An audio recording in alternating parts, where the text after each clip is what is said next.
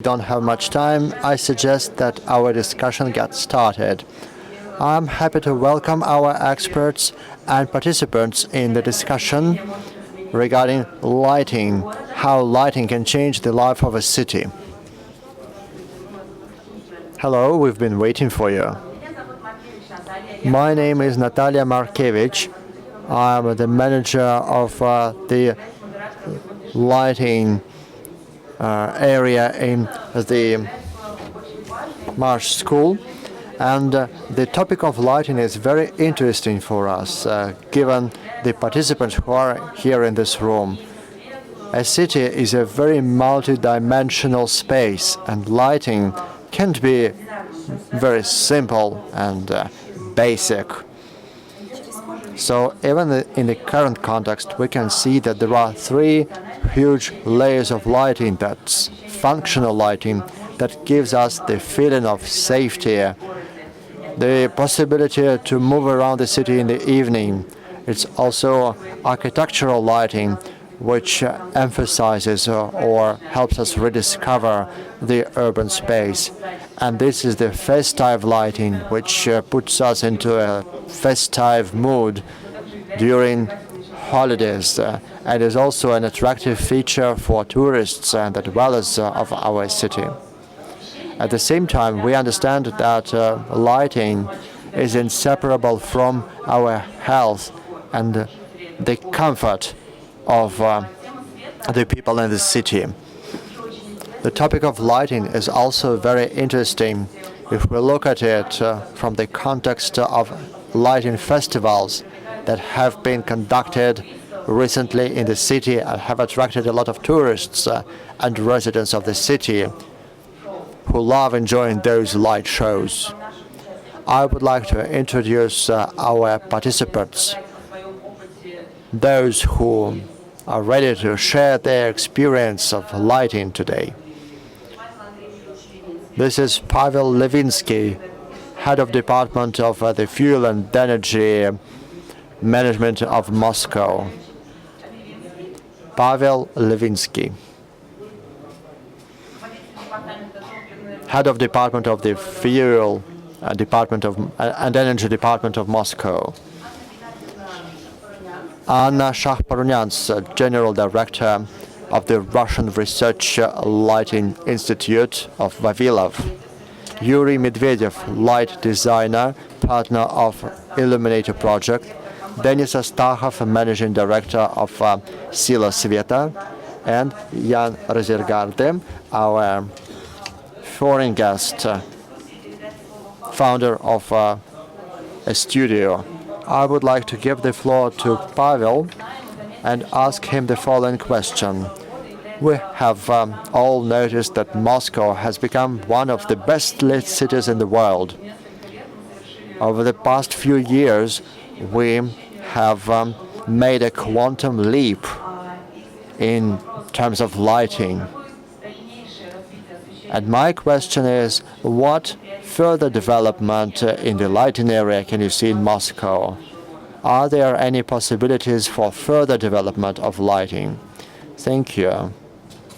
Is it convenient for you to speak from the rostrum?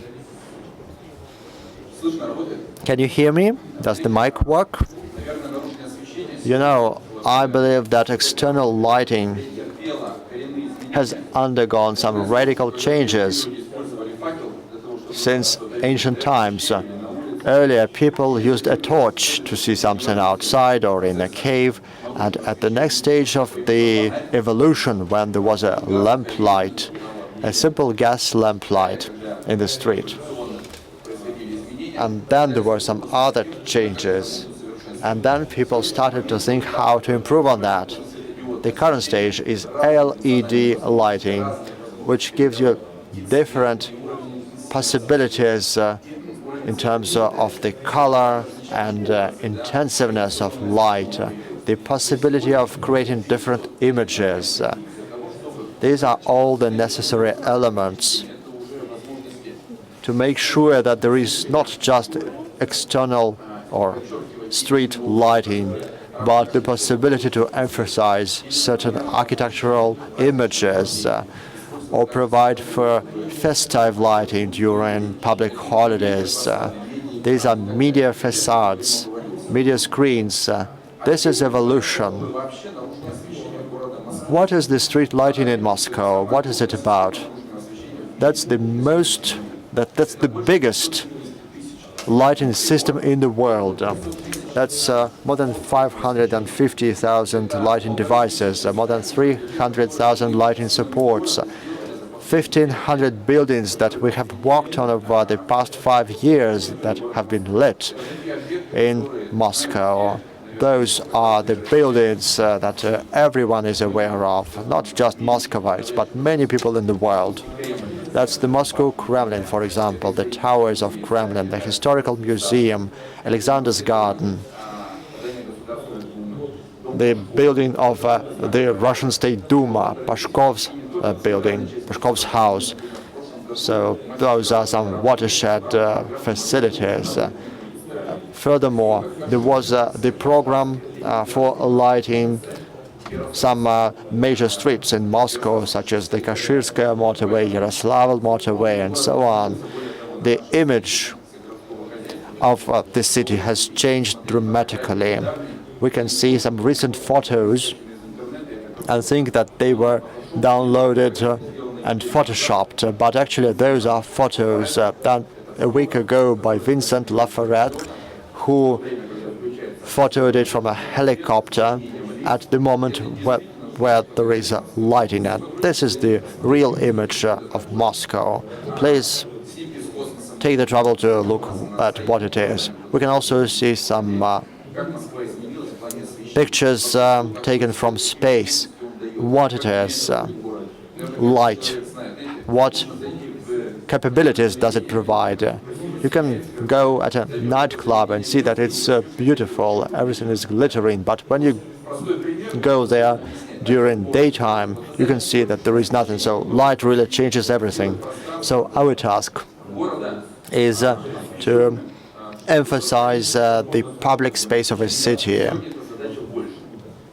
make it more comfortable for city dwellers. But this task is even more ambitious today. First of all, this is the task of safety and security, because 70% less of a crime is committed in well-lit streets. That is statistics. When we lit 14,000 of yards in Moscow and saw that it resulted in the reduction of crime, and now even those who didn't want to light their yards are requesting that. So it's really vital for security, not just in terms of crime, but also in terms of convenience. It's very important for safety of pedestrians, of car drivers. That's what Mr. Birykov noted in his presentation. He said that lighting should be safe. Today, the level of light temperature is 2,700 degrees. That's yellow color. And actually, it's not even yellow, it's bright blue, almost white. But now it has turned out that it results in eyesight reduction, in the failure of eyes. So it's very important to change the color temperature. And currently there is a new standard for lighting which shows where and what light of what color temperature can be used. There are also other parameters in that standard that ensure that lighting is comfortable for the pedestrians, for car drivers, and for other traffic participants. If we talk about safety and security, we should also mention comfort. Can you remember what would happen if there were a lot of lights of different colors in a city? So now they are part of a single urban concept, whether festive concept or decorative illumination or just outside lighting. The last but not least, this is about energy efficiency. If all the lighting was provided with incandescent lamps, that would cost a lot of energy. But today it's more energy efficient because LEDs consume 2 to 5 times less energy. And this is also an important part of the lighting standard, which is taken into account for some central system for lighting management. This is a system which makes sure that the lights are lit on and switched off at the proper time. Thank you, colleagues.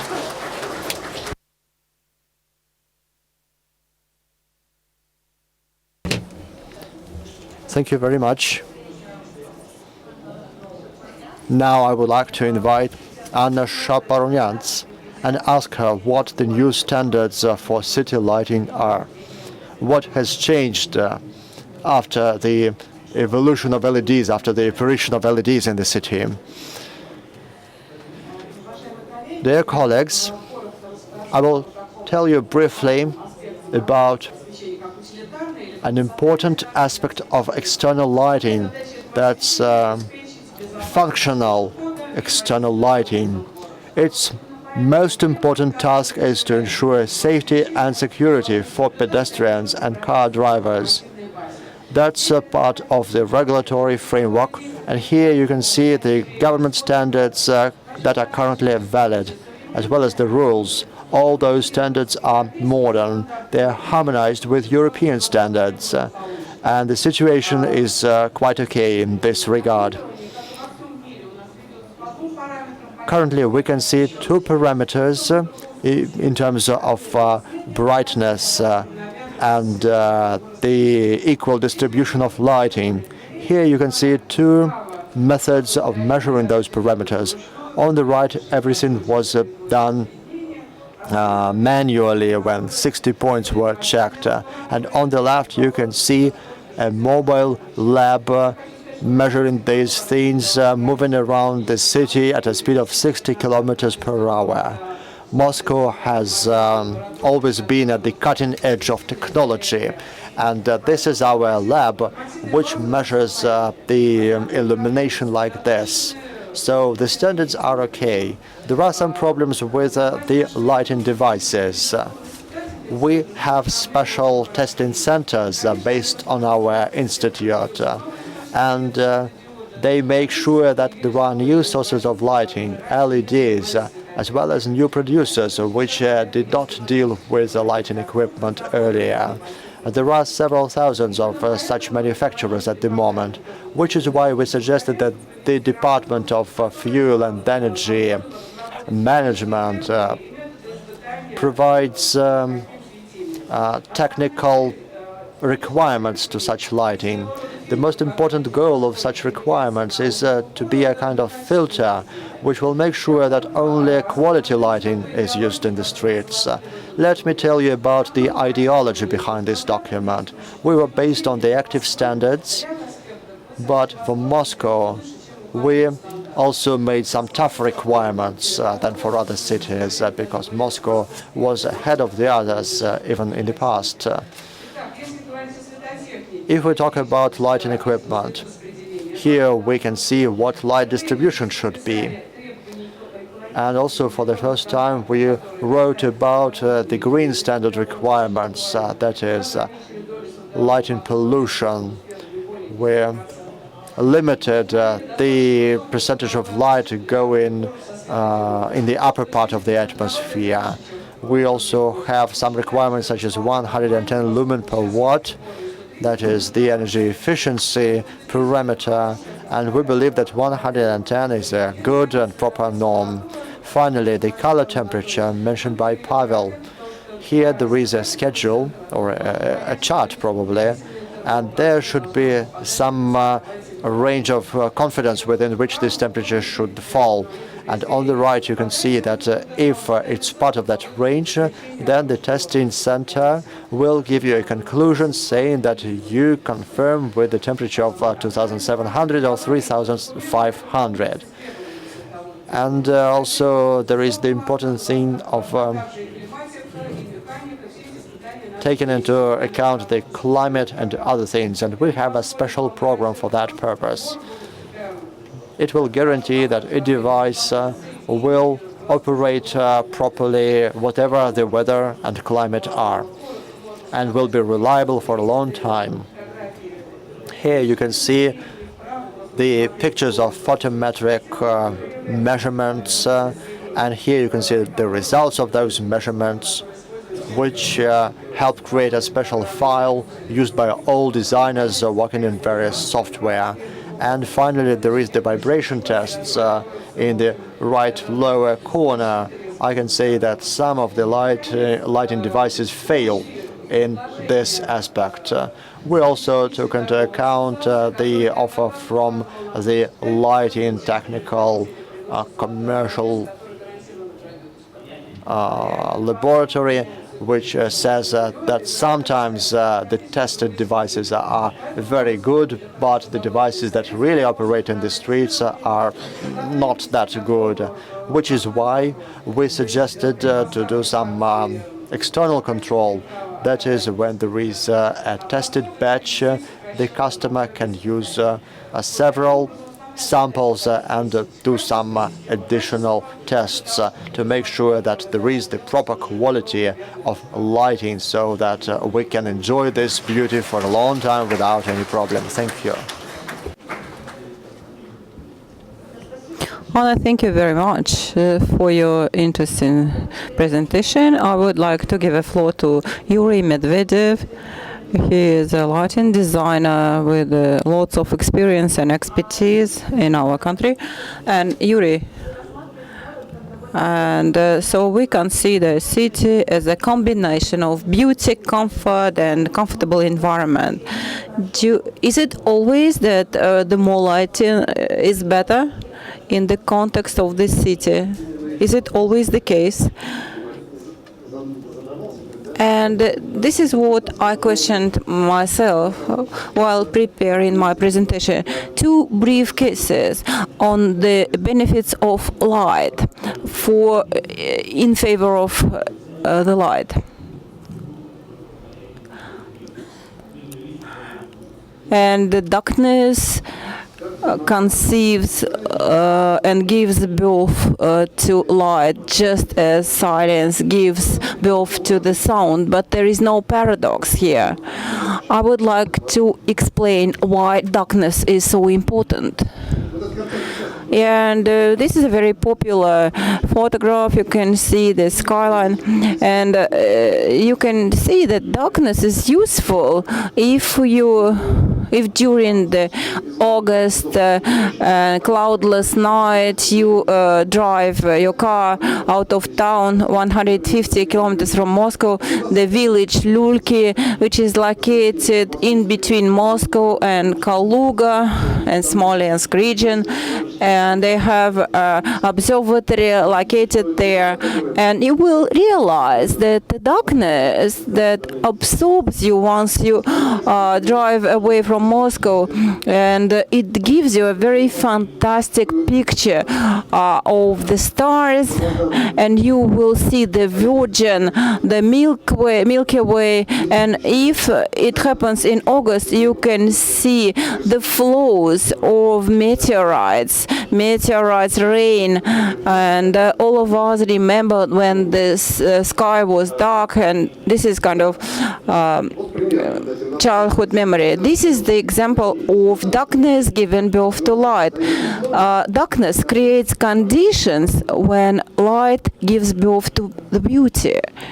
Let's put it this way. This is a music analogy to it. You can listen to music even in a metro.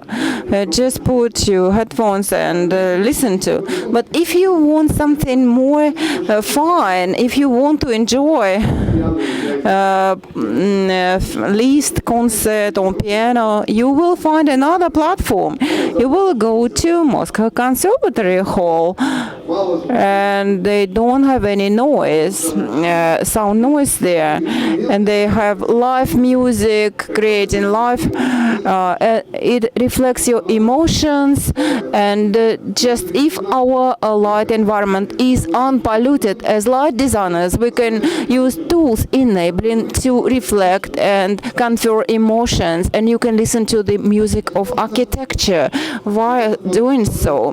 This is the black square by Malevich. This is our ideal canvas where we need to draw our pictures, no noise, everything is fine. Once the sound noise is becoming too much, and anyway we will arrive in a situation when we will not have any instruments, we will have white square, we will have nothing to work with, but the magic of the lighting projects will disappear and evaporate. Two cases.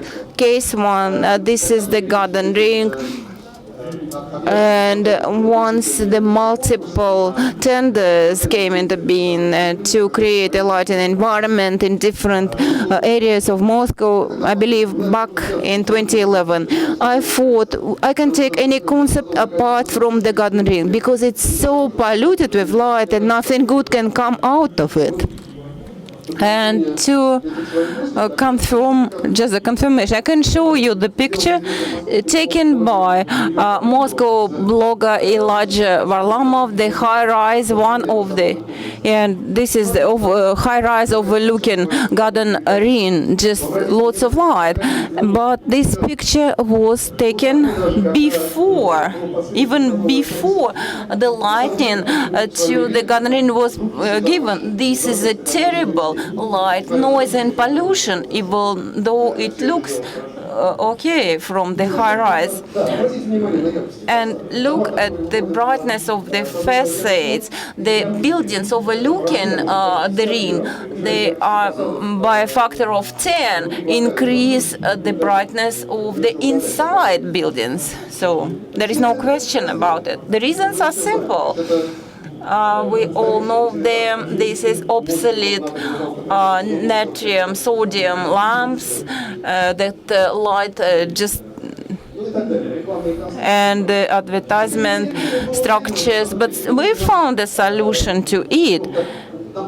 And we were lucky to participate in this project development for the garden ring, and Moscow architecture department helped us to find a solution. Unfortunately, Tatiana from Moscow architecture cannot be with us, and the idea was to lead the bright to add bright colors to the ring orchard. This is a very efficient drug, and we happened to succeed in the garden ring. Sometimes we lost architectural details. Smolensk Boulevard, we've lost the cobalt friezes that started to look greenish in this new light, but still we managed to create an ensemble of light in the garden ring.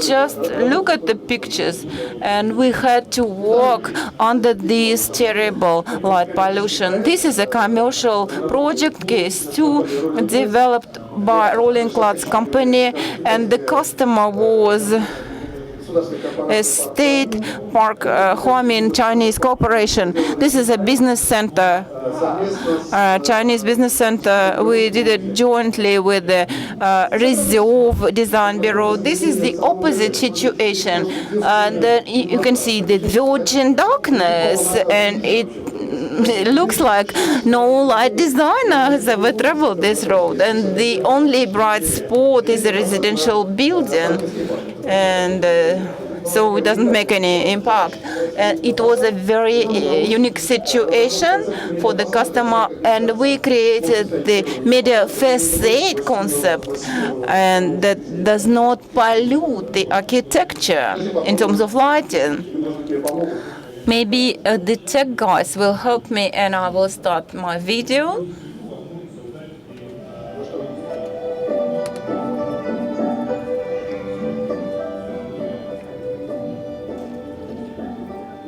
To build on the music analogy, I would like to rely on the fact that if no music is there, still you will get an impression that the quiet Chinese music is played. And now it's time for takeaways. Anyone can take his or her own conclusions. We are living in the world, in the city, where architecture is enduring a massive impact of light and light pollution. And what to do in such a situation? We have two ways to deal with it.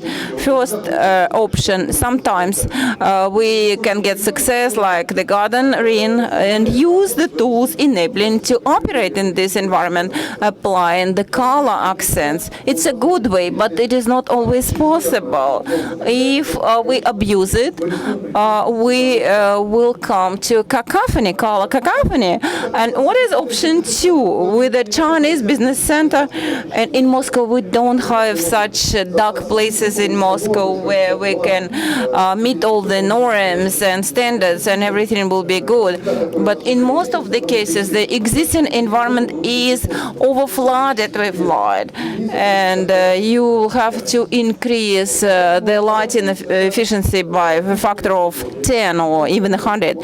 Another way to persuade this problem is just to go back to our well-established concept in Moscow to create one single lighting environment. This is a well-forgotten concept, to be honest, where everything is identified. But for that, we need to rethink, reconsider all the things, because sometimes we will have not just to conserve the darkness and preserve it, we will have to recreate it first by removing unnecessary light advertisement and things like that.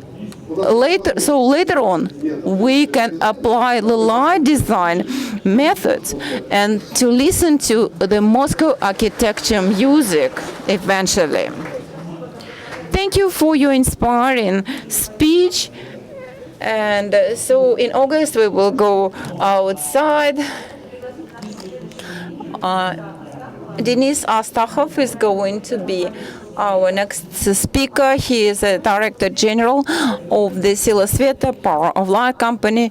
He is well known by the light installations, and many citizens, many just people associate this installation with the light design. Can we use the video mapping in a permanent city lighting? Is it possible? Not just for the holidays, for festivity events. And celebration is a part of my presentation, so I will be showing you festivities in my presentation. We've accomplished a lot of the mapping, and we were lucky, first of all, to participate in many international projects, to compare, to benchmark, and we're lucky to live in Moscow, because in this contrast, while working in other countries as participants, as just participants of the festivities in Mexico and China, we have an understanding on what city festivity lighting means, and why we are lucky to live in Moscow, because in Moscow we have such a unique events as Ring of Light Festival. This is one of the large-scale festivals across the globe, and this is mostly on a video projection, and the Sila Sveta, or Power of Light Festival, and the light from the windows, from the window shops, local lighting, more architectural oriented lighting. But in Moscow, once this festival came into being as a team, as representatives of this festival. We started to beat global records, like we were included in the Guinness Book in terms of the square covered by light at the building complex of the Ministry of Defense. Unfortunately, projection is one of the tools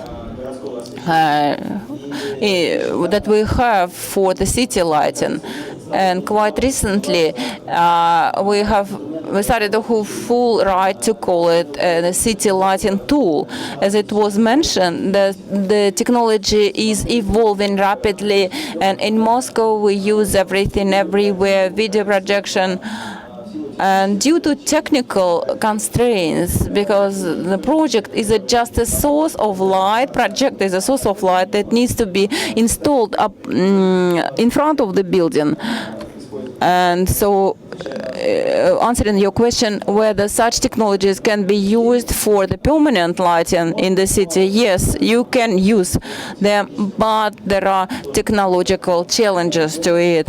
As a team, since we are related to light as a precept, and we are mostly focused on architectural lights, and our content opportunities enable us to come up with the interesting concept how to light the buildings. In Moscow, we implemented a number of permanent projector installations, and most of them are indoors. And this is the Lubyanka children's store, and this was the biggest installation in terms of lighting installation. And we also have other indoors installation, the World War II Museum, and so this is an integral part of the city.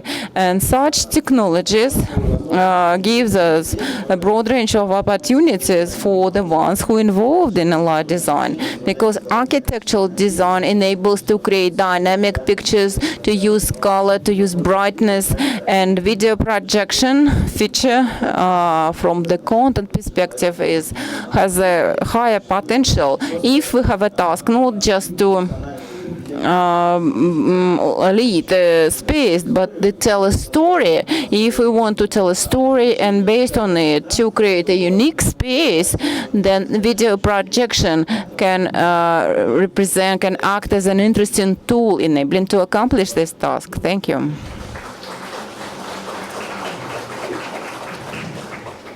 Thank you, Denis. I would like to give a floor to our foreign international speaker.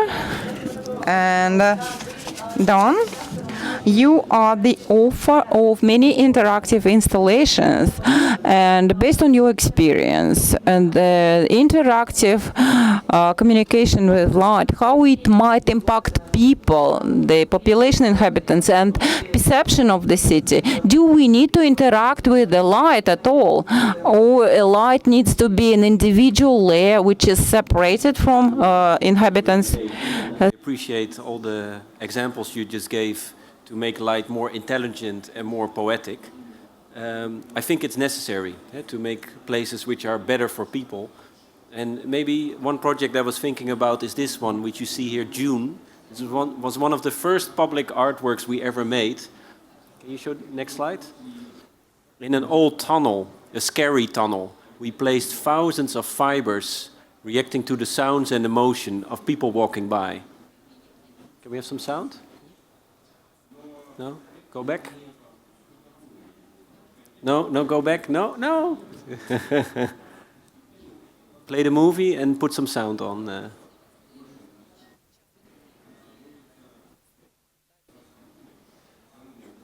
It's okay, we have time. No, next, just play the movie. Yes, and put some sound on. Okay, there's no sound. So here you see thousands of fibers reacting to the sounds and motion of people walking by. This whole artwork uses only 10 watts. Very little, 10 watts. See? So here the world is not static anymore, but it reacts to you. You are connected.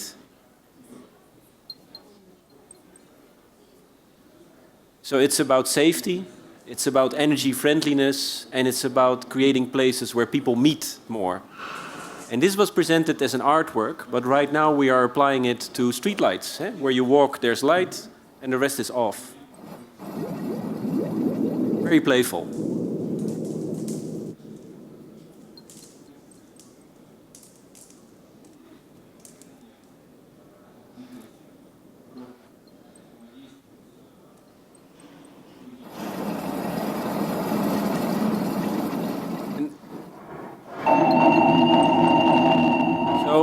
So the future of light is that it's interactive, that it's responsive to your environment. And this is not just about technology and saving an energy bill. Next slide. It's also about creating environments which care. So this is what happened when we started the exhibition. Wedding couples would go there to have their photos taken. So before it was a sort of scary dark tunnel, a bit go away. But it changed space. It makes them more proud. Next slide. But also here, the first speaker mentioned it already, energy, very, very important. How can we save energy? And energy is quite interesting. This is sustainable dance floor, which we did in 2008. So when you cycle, when you move your wheel, you generate power. You generate light via a dynamo, via the light. Can we do this also for dancing people? Next slide. Toyota are sponsors of green design. So we created a floor which generates electricity when you dance on it. Every time we take a step, we leave energy behind. What if we could capture this energy as a clean source of electricity? Dutch architects Dole are developing the technology to capture the energy of dancers like these, then using it to power the club's music and lights. Certain materials produce electricity when squeezed.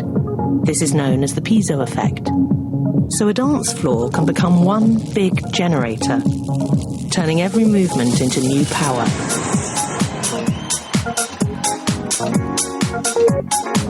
In fact, any vibrations we make can generate electricity. Even the rattle of the tram taking you home at the end of the night. So this floor, each tile moves 8 or 9 millimeters, very little, and it produces around 20-25 watts, which is enough for the lighting, for the energy meter. So people feel engaged. Sustainability should be about doing more, not about being less. And this was a first installation in a club, and now it's being implemented also in subways, on staircases. So these are two very concrete examples of how we can use light in a very practical, but also in a very poetic way to make places which are good for people. Thank you. Спасибо. Спасибо. Thank you, dear participants. Our discussion is about its closure. I would just like to sum up it a bit. As you see, a city is a very complex mechanism, and to light up a city, we use some complicated lighting systems. Lighting cannot just be functional and simple. We are at such a point of development in our lives that we need light for convenience, comfort, for safety, security, also for entertainment.